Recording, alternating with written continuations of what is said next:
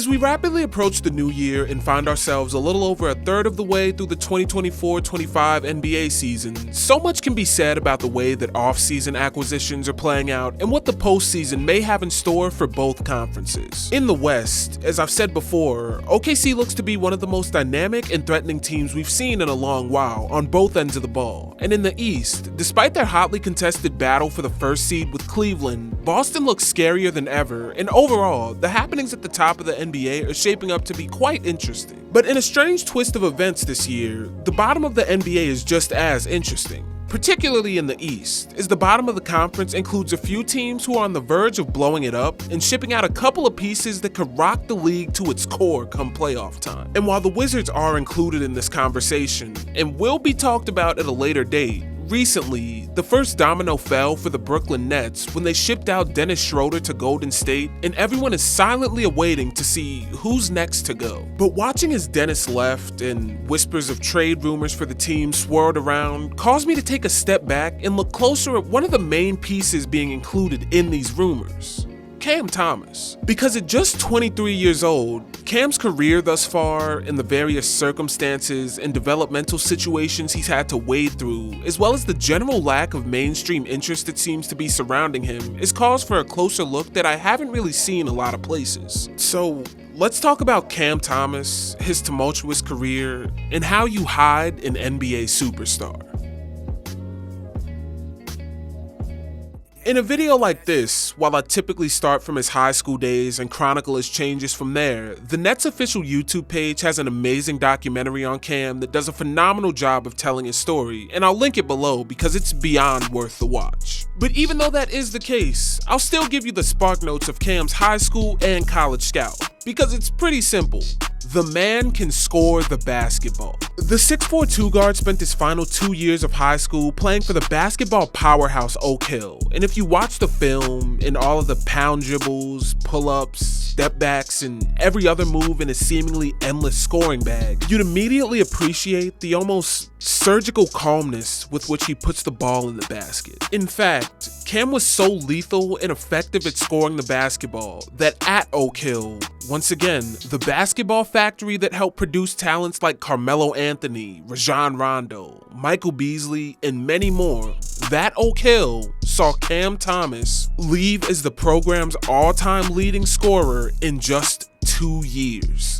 And while the sources that I found vary, in his senior year, at a tried and true basketball powerhouse that played real competition, he averaged 31.5 points per game. So naturally, you'd think this would be a layup for him to get all of the awards and recognition that every other 5-star big-time scoring prospect receives. The game selections, mainstream coverage, and things of that nature. But in the first instance of what would become a theme for Thomas in his basketball career, we saw the media games at play, when he was somehow snubbed for the McDonald's All-American game as a senior, despite putting up a historic year for Oak Hill. And this is interesting, especially when you take into account that the 2020 All-American game was filled with guys who had received an abundance of coverage from the premier high school social media pages, like Ball is Life, Overtime, and the like. And some of these players came from noticeably weaker conferences and schedules than Thomas, with less impressive production, but still received the nod over him. And that's not a disrespect to the guys who were selected, because they were all more than deserving,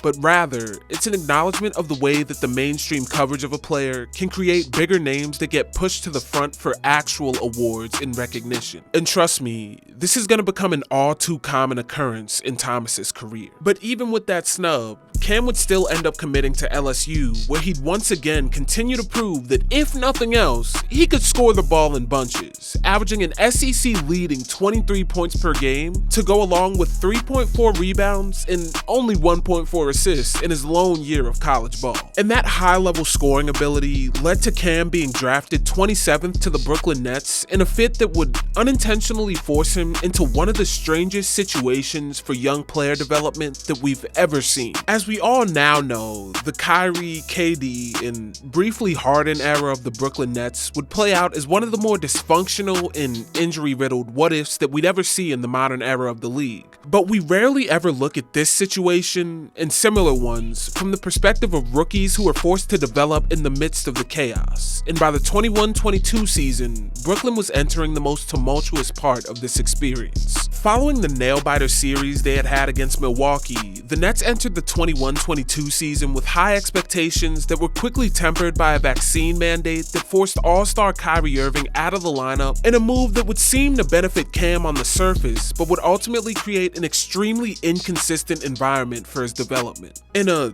normal circumstance for a rookie on a contender, the opportunity to develop on a competitive team under some of the greatest offensive tools the game has ever seen would be a dream come true, not only in terms of player development, but also in the creation of a superstar based purely on his proximity to superstars. But instead, this year was anything but. Cam would have a few bright spots, being able to step up for Brooklyn when there were injuries or other forms of turmoil that came about as their big three struggled to make it work. And in the middle of February, he actually put together a stretch of games where he averaged 21.4 points and about 4 rebounds for Brooklyn over 8 games, in a display which would have been the main story for any other franchise if it was done on a different team. But in Cam's case, his offensive outbursts were overshadowed by the part-time status of Kyrie Irving, a Kevin Durant injury, and James Harden's unceremonious and abrupt exit from Brooklyn on February 10th. Right in the middle of Cam's mini emergence, and no press or anything of note really came from it as his playing time steadily decreased with Brooklyn heading into the 2022 playoffs. And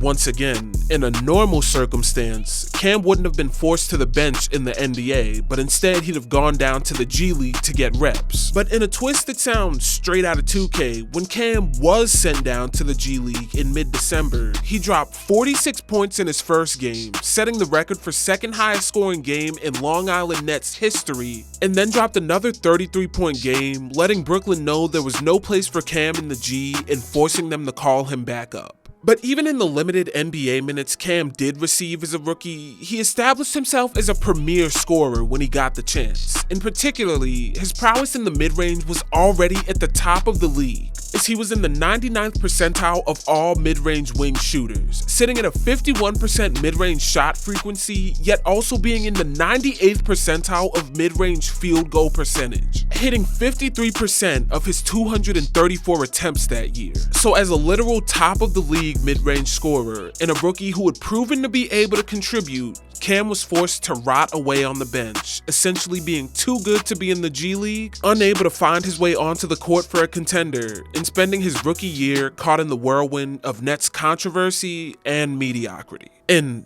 unfortunately, this would be how a great deal of his sophomore season played out as well, with spotty minutes and controversy dominating the narrative of his young career in any decent stretches of play he did manage to have when he finally got minutes. Well, that would be the case until February 6th, 2023, when the Nets finally pulled the trigger and sent Kyrie Irving to the Dallas Mavericks. This move rocked the NBA media, and rightfully so, with commentators and media pundits taking a victory lap as they could finally celebrate the failure of the Nets super team. But for anyone invested in the development of Cam Thomas, this was a victory for reasons other than any personal disdain for Kyrie Irving. But the sounds of celebration were quickly silenced only a few days later when Kevin Durant was sent off to Phoenix for a haul of players and picks that included Cam Johnson and Mikal Bridges, who was now suddenly being given the title of the league's next breakout star. See, unfortunately for Cam, Mikal's new job entering the team essentially forced him into a star-like role, as the void being left by Kevin Durant in the offense was to be filled by Mikal. And he was taking all of the same shots and getting the same looks that an all-star would get, and completely stepped over Cam in the hierarchy of the team. But this disrespect was made even more puzzling by the fact that at the time this crowning of Mikal was happening, Cam was finally receiving recognition by the wider NBA, as he had become the youngest player in league history to score 40 in 3 consecutive games, averaging 44.7 points on 56% shooting from the field and 3, while the end of the KD and Kyrie drama played out in the mainstream media. So, unsurprisingly, when Mikal and his Phoenix co-stars arrived in Brooklyn, Cam's playing time dropped significantly as coach Jacques Vaughn opted to lean on his newer acquisitions for the final stretch of the year and in their first round loss to the Sixers. At this point,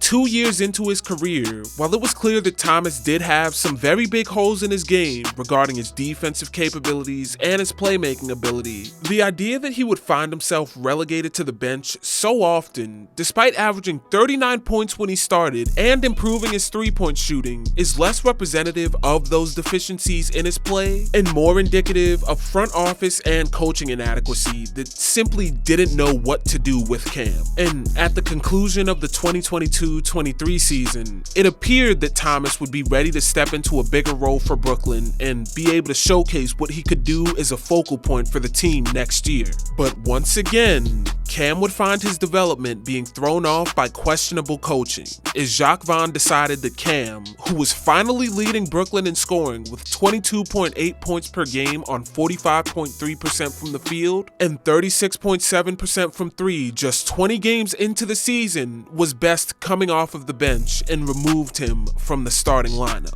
To be quite honest with you, I'm speechless at how wonky Cam's journey had been up to this point. And to take a young player who's not only shined at every given opportunity, but had finally begun to blossom to be the team's leading scorer, despite the inconsistency that surrounded him since day one, is a level of front office and coaching incompetency that I can't even begin to understand and let alone explain. But Nets fans were not so tongue-tied, and social media and Reddit all erupted with warranted accusations of coaching incompetency, calls for Vaughn to be fired, and overall disapproval and shock at the strange move. And Cam himself even came out amidst the backlash towards Vaughn and admitted that the shift to the bench had hurt his production, and his numbers over that 13-game stretch he was relegated to the bench reflect his sentiments. Luckily, Vaughn would place Cam back into the starting lineup by the end of January, but that 2-11 record Brooklyn accumulated through his benching was too much for the Nets front office to ignore,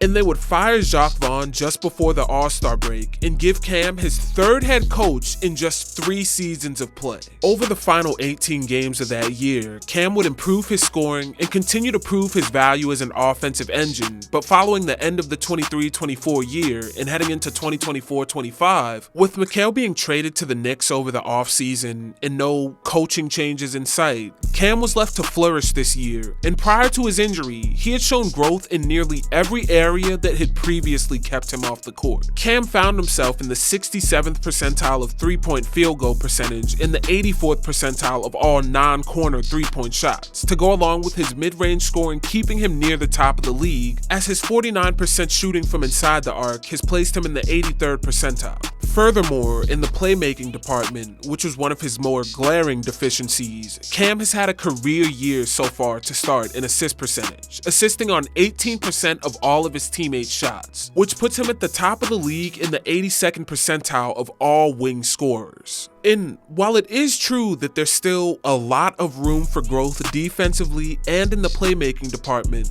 Cam's emergence this year should have been the rightful crowning of the franchise's next star and a sign of hope for the Nets in the middle of the Cooper Flag sweepstakes. But instead, we find ourselves at the current moment, seeing reports that Cam is available for trade, and the Nets seem to be beginning the process of a fire sale to lean into the tank and fully give up on his development. This situation, where constant coaching changes, controversy, and all other manner of obstructions to player development occurs, isn't unusual for young star players. But the way that it's being looked at, both by fans and by the larger media, is one of the stranger situations in the modern NBA. Thomas, who's shown every indication of being a superstar, seems to have not had that status bestowed upon him, and every time he's performed at a superstar level on the court, it was no more than a blip on the radar in the mainstream before it was brushed off for some bigger, more exciting controversy that